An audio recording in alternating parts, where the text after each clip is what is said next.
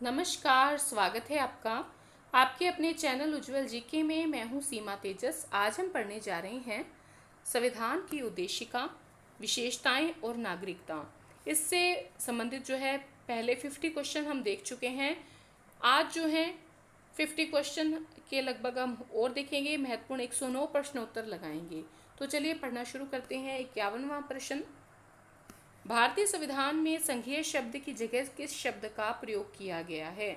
तो देखिए, भारतीय संविधान में फेडरल यानी कि संघीय शब्द की जगह राज्यों के संघ का, जो यूनियन ऑफ स्टेट्स है, इसका प्रयोग किया गया है। नेक्स्ट है, किसने भारतीय संविधान के बारे में कहा कि यह एक ऐसा संघ है जिसमें केंद्रीयकरण की सशक्त प्रवृत्ति है? किसने ऐसे कहा है कि यह एक ऐसा संघ है, भारतीय संविधान, जिसमें केंद्रीयकरण की सशक्त प्रवृत्ति है? तो ये कहा है सर आइवर जेनिंग्स ने। सर आइवर जेनिंग्स ने। नेक्स्ट है, किसका कथन है कि भारतीय संविधान को संघात्मक के तंग ढांचे में नहीं ढाला गया है? तो किसका कथन है कि भारतीय संविधान को संघात्मक के तंग ढांचे में नहीं ढाला गया है? ये कथन है बी आर अम्बेडकर का। किसका कथन है? बी आर अम्बेडकर का। संघात्मक संविधान का सबसे प्रमुख लक्षण क्या है? देखिए, संघात्मक संविधान का सबसे प्रमुख लक्षण है केंद्र और राज्यों के मध्य शक्तियों का वितरण। ये संघात्मक संविधान का सबसे प्रमुख लक्षण है। भारतीय संघवाद को सहकारी संघवाद किसने कहा है? तो भारतीय संघवाद को सहकारी संघवाद जी ऑस्टिन ने कहा है। किसने कहा है? जी ऑस्टिन ने भारतीय संघवाद को सहकारी संघवाद कहा है। संघात्मक संविधान के प्रमुख लक्षण क्या हैं? संघात्मक जो संविधान होता है उसके 5 महत्वपूर्ण लक्षण होते हैं। पहला है आपके प्रमुख लक्षण पूछा गया है, ठीक है। तो प्रमुख लक्षण होता है इसमें केंद्र और राज्यों के मध्य शक्तियों का विभाजन, ठीक है। तो क्या होगा? संघात्मक संविधान का प्रमुख लक्षण यही होगा, अकेला केंद्र और राज्यों के मध्य शक्तियों का विभाजन। ये संघात्मक संविधान का सबसे प्रमुख लक्षण होता है। नेक्स्ट है, भारतीय संविधान में एकात्मक संविधान के प्रमुख लक्षण कौन कौन से हैं? देखिए, एक चीज और, अगर आपसे पूछें कि संघात्मक संविधान का सबसे प्रमुख लक्षण क्या है, फिर तो आएगा केंद्र और राज्यों के मध्य शक्तियों का विभाजन। अगर आपसे प्रश्न पूछ रहे संघात्मक संविधान के प्रमुख लक्षण क्या है, मतलब ये प्रश्न आ जाए, तो एक तो आ जाएगा आपके शक्तियों का विभाजन केंद्र और आपके राज्य में। दूसरा आ जाएगा लिखित संविधान। तीसरा है संविधान की सर्वोच्चता। चौथा है संविधान की अपरिवर्तनशीलता। और पांचवा तत्व हो जाएगा स्वतंत्र न्यायपालिका। तो ये प्रमुख लक्षण होते हैं। और अगर आपसे यहाँ पर प्रमुख की जगह सबसे प्रमुख लिख दिया जाए, सबसे प्रमुख, तो उत्तर आएगा केंद्र और राज्यों के मध्य शक्तियों का विभाजन। नेक्स्ट है, भारतीय संविधान में एकात्मक संविधान के प्रमुख लक्षण कौन कौन से हैं? तो भारतीय संविधान में एकात्मक संविधान के प्रमुख लक्षण कौन कौन से हैं? एकल नागरिकता, राज्यपाल की राष्ट्रपति द्वारा नियुक्ति, आपातकालीन उपबंध, अखिल भारतीय सेवाएं, संसद की नए राज्य निर्माण की शक्ति तथा राज्य सूची पर संसद की विधि बनाने की शक्ति आदि। एक बार देख लें इसे।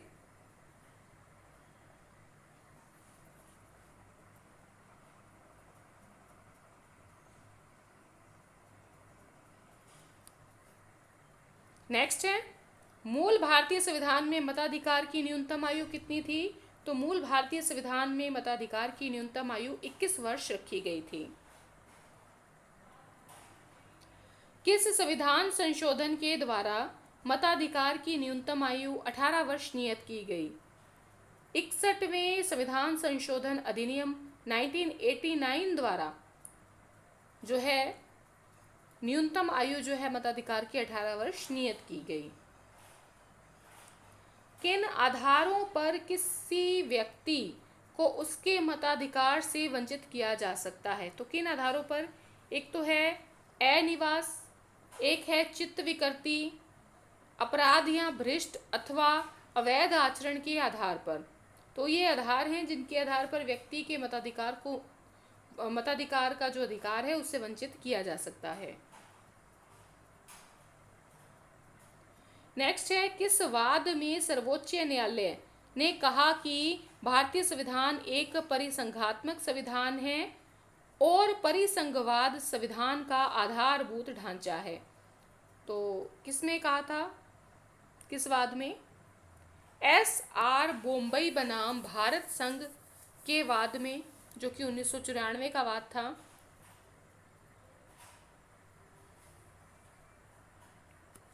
नेक्स्ट है, किसका कथन है कि भारतीय संविधान इस सिद्धांत को मान्यता देता है कि परिसंघीय सिद्धांत की अपेक्षा देश हित सर्वोपरि है? तो किसका कथन है? आइवर जेनिंग्स का कथन है कि भारतीय संविधान इस सिद्धांत को मान्यता देता है कि परिसंघीय सिद्धांत की अपेक्षा देश का जो हित होता है वो सर्वोपरि होता है। चलिए आगे बढ़ते हैं अगले प्रश्न की ओर। भारत के राज्यों और उसके राज्य क्षेत्रों को किस अनुसूची में विनिर्दिष्ट किया गया है? तो पहली अनुसूची में, प्रथम अनुसूची में भारत के राज्यों और उसके राज्य क्षेत्रों को विनिर्दिष्ट किया गया है। भारत के राज्य क्षेत्र में कौन कौन से क्षेत्र आते हैं? तो देखिए, राज्यों के राज्य क्षेत्र आते हैं, भारत के संघ राज्य क्षेत्र आते हैं और भारत द्वारा अर्जित राज्य क्षेत्र आते हैं।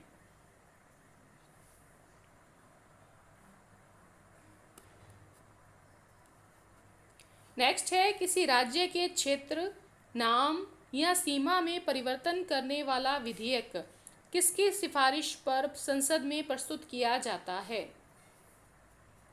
अगर किसी राज्य के एरिया को, नाम को या फिर उसके बॉर्डर में परिवर्तन लाना हो तो राष्ट्रपति की सिफारिश पर ही ये सब चेंज किया, ये संसद में जो सिफारिश है इसके आधार पर ही विधेयक प्रस्तुत किया जाता है। संविधान के किस अनुच्छेद के तहत भारत को राज्यों का संघ घोषित किया गया है? तो किस अनुच्छेद के तहत भारत को राज्यों का संघ घोषित किया गया है? अनुच्छेद 1 के तहत। नेक्स्ट है, किसने कहा है कि भारतीय संविधान सर्वप्रथम एवं प्रमुख रूप से एक सामाजिक दस्तावेज है? किसने कहा है? जी ऑस्टिन ने कहा है।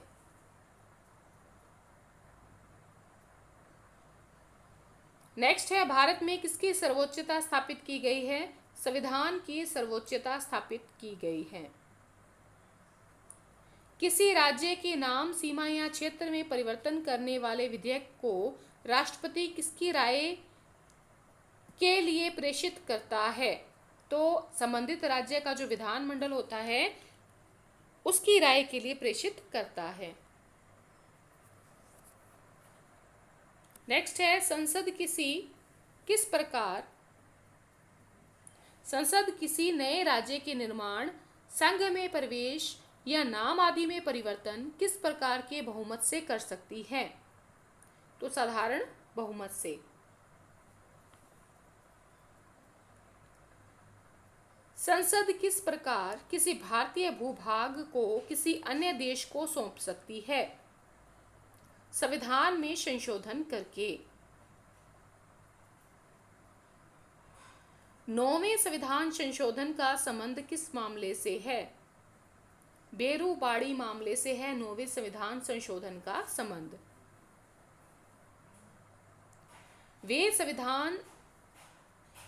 नौवें संविधान संशोधन के द्वारा भारत ने कौन सा राज्य क्षेत्र पाकिस्तान को सौंप दिया था? बेरूबाड़ी राज्य क्षेत्र।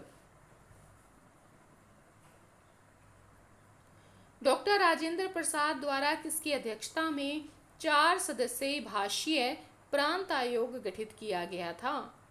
न्यायमूर्ति श्री S.K. धर की अध्यक्षता में।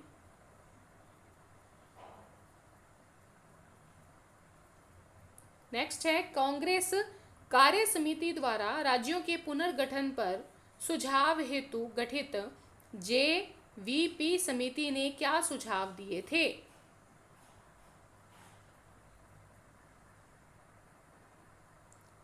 भाषाई आधार राज्यों के पुनर्गठन की मांग को अस्वीकृत कर दिया, लेकिन उसके साथ ये सुझाव दिया कि इस संदर्भ में व्यापक जन आग्रह पर विचार किया जाना चाहिए।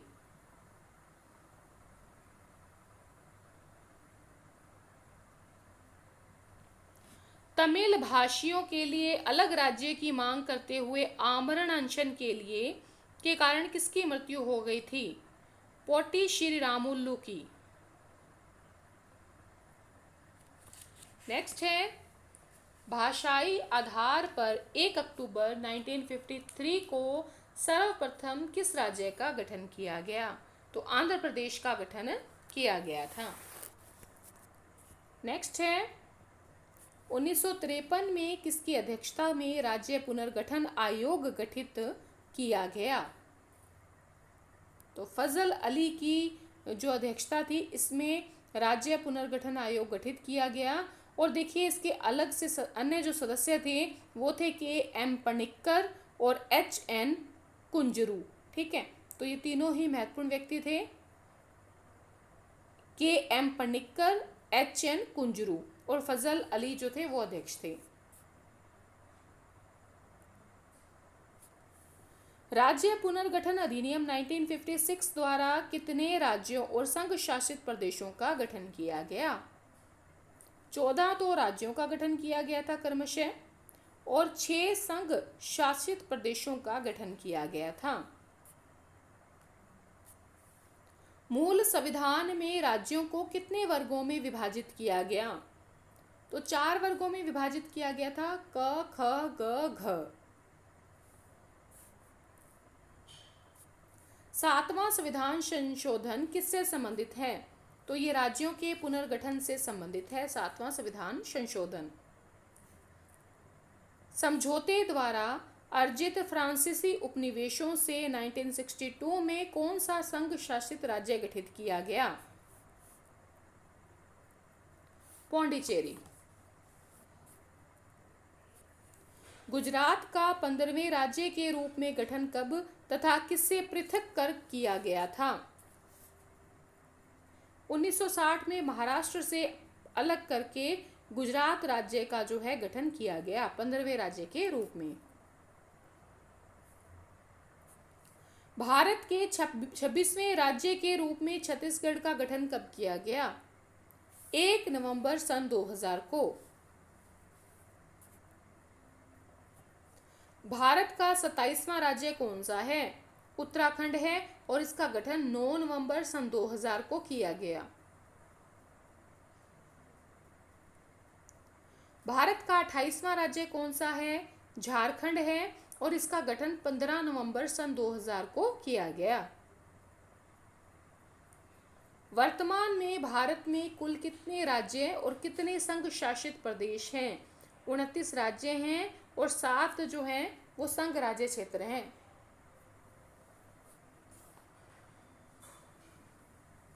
नेक्स्ट है, भारत की स्वतंत्रता के समय यहाँ कुल कितनी रियासतें थीं? तो यहाँ पर 562 रियासतें थीं। भारत की स्वतंत्रता के समय यहाँ कुल कितनी रियासतें थीं? 562 रियासतें थीं। नेक्स्ट है, कितनी देसी रियासतों ने स्वेच्छा अपना विलय भारत में कर लिया? तो कितनी देसी रियासतें थीं जिन्होंने अपना विलय भारत में कर लिया? 559 देसी रियासतों ने स्वेच्छा से अपना विलय कहाँ कर लिया? भारत में कर लिया। और भारत की स्वतंत्रता के समय कुल 562 रियासतें थीं। नेक्स्ट है, जूनागढ़ रियासत भारत में कैसे शामिल की गई? तो जूनागढ़ जो रियासत है वो जनमत संग्रह द्वारा जो है भारत में शामिल की गई। हैदराबाद को भारत में कैसे शामिल किया गया? हैदराबाद को भारत में पुलिस की कार्यवाही के द्वारा शामिल किया गया।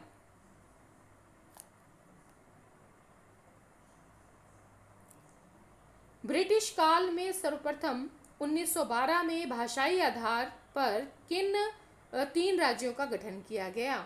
तो बिहार, उड़ीसा और असम का गठन किया गया।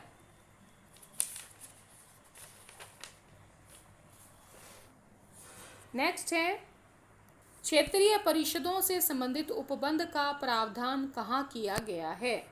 क्षेत्रीय परिषदों से संबंधित उपबंध का प्रावधान राज्य पुनर्गठन अधिनियम 1956 में किया गया है। भारत में कुल कितनी क्षेत्रीय परिषदें हैं? भारत में कुल 5 क्षेत्रीय परिषदें हैं। क्षेत्रीय परिषदों का गठन किसके द्वारा किया जाता है? तो क्षेत्रीय परिषदों का गठन राष्ट्रपति के द्वारा किया जाता है। उत्तरी परिषद का मुख्यालय नई दिल्ली में है। ठीक है, उत्तरी परिषद का मुख्यालय नई दिल्ली में है। दक्षिणी परिषद का मुख्यालय कहाँ पर है? चेन्नई में है। मध्य क्षेत्रीय परिषद का मुख्यालय कहाँ है? मध्य क्षेत्रीय परिषद का मुख्यालय इलाहाबाद में है। भारतीय संविधान के किन अनुच्छेदों में नागरिकता संबंधी प्रावधान दिया गया है? तो अनुच्छेद 5 से लेकर 11 तक भारतीय संविधान में नागरिकता संबंधी प्रावधान दिया गया है। भारतीय संविधान कैसी नागरिकता का प्रावधान करता है? तो भारतीय संविधान एकल नागरिकता का प्रावधान करता है। संसद को नागरिकता के संबंध में विधि बनाने का अधिकार किस अनुच्छेद के अंतर्गत दिया गया? तो संसद को नागरिकता के संबंध में विधि बनाने का अधिकार अनुच्छेद 11 के तहत दिया गया है। संसद द्वारा नागरिकता के संबंध में कौन सा अधिनियम पारित किया गया? तो संसद द्वारा नागरिकता के संबंध में जो अधिनियम है वो भारत नागरिकता अधिनियम 1955 है।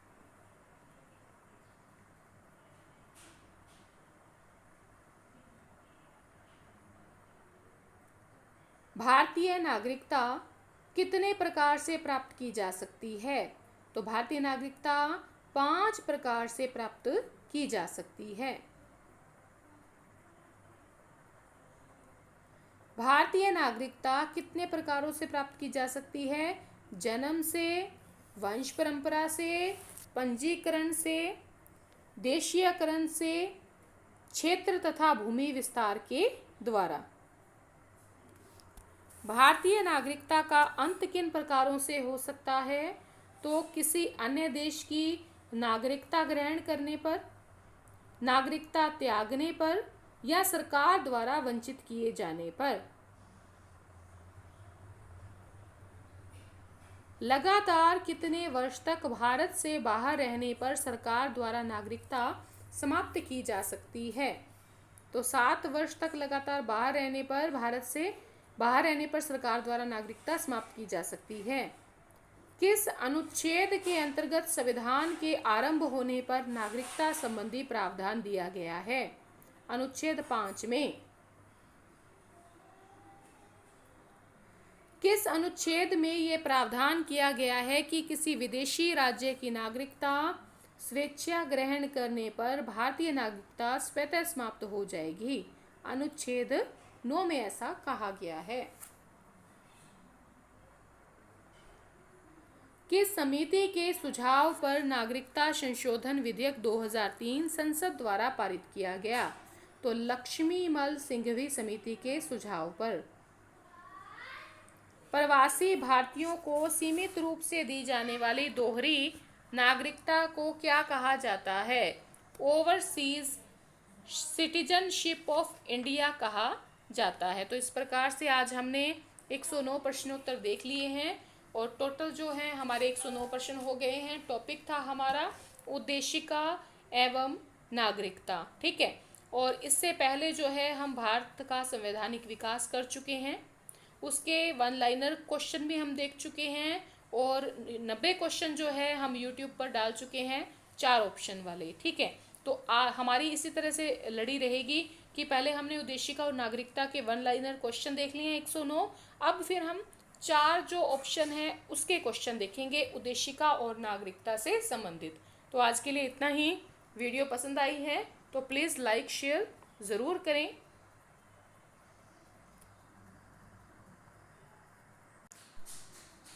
और साथ ही अगर चैनल पर नए हैं तो चैनल को सब्सक्राइब कर लें और पास के बेल आइकन को ज़रूर प्रेस करें ताकि नई वीडियो की नोटिफिकेशन समय रहते मिलती रहे। अगर आप रीड की तैयारी कर रहे हैं, फर्स्ट ग्रेड सेकंड ग्रेड की तैयारी कर रहे हैं तो आप चैनल के साथ जुड़ सकते हैं। साथ ही अगर आप NCERT पढ़ना चाहते हैं, राजस्थान माध्यमिक शिक्षा बोर्ड की बुक्स पढ़ना चाहते हैं, महत्वपूर्ण प्रश्न लगाना चाहते हैं तो वो भी आपको चैनल पर जो है प्राप्त हो जाएंगे।